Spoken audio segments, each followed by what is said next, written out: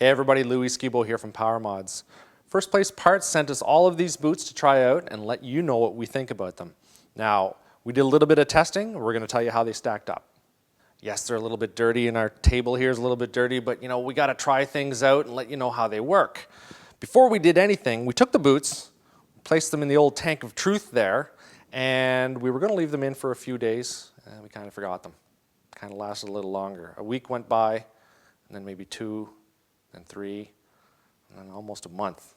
So some boots fared out better than others. Out of all these boots, which ones do you think were waterproof? Of all these boots, only one pair really remained waterproof over the whole course of the 3 to 4 weeks that we had them in, and it was these Castle X-Force boots.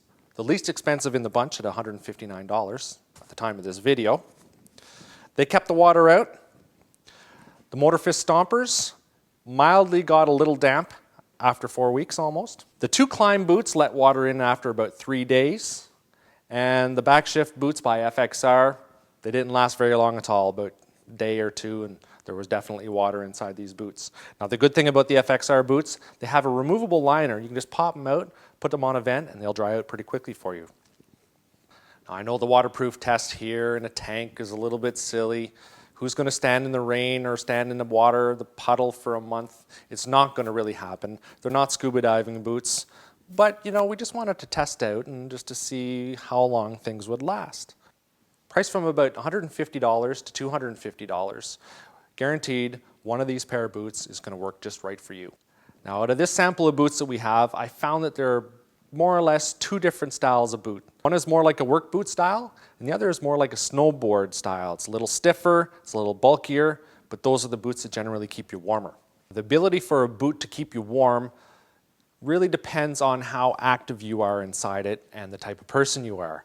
My feet get cold on just about any kind of day, and I need the warmest boot I can get, unless I really start working hard.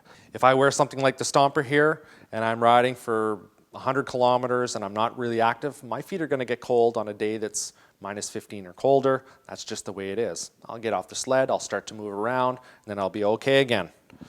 But if I try something like the Arctic GTX by Klim, it's going to keep me a little bit warmer for longer, but eventually, you know what? If I'm not moving around, I'm still going to get cold, and that's just the reality of snowmobiling.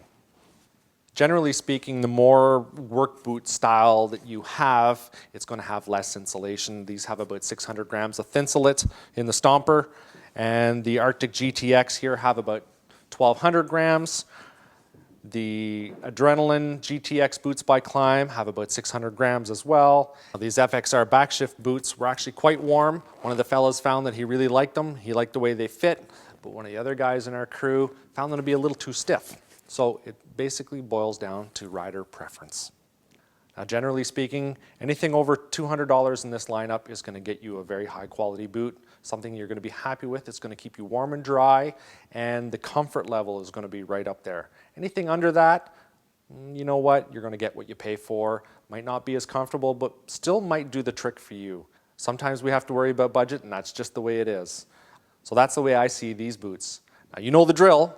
When you want to check out these boots or any of this other gear that we've been looking at and testing, make sure you take a look at First Place Parts. Tell them Louie from Power Mod sent you. Don't forget to check us out on Facebook and on YouTube. Give us a big old thumbs up. Thanks for watching.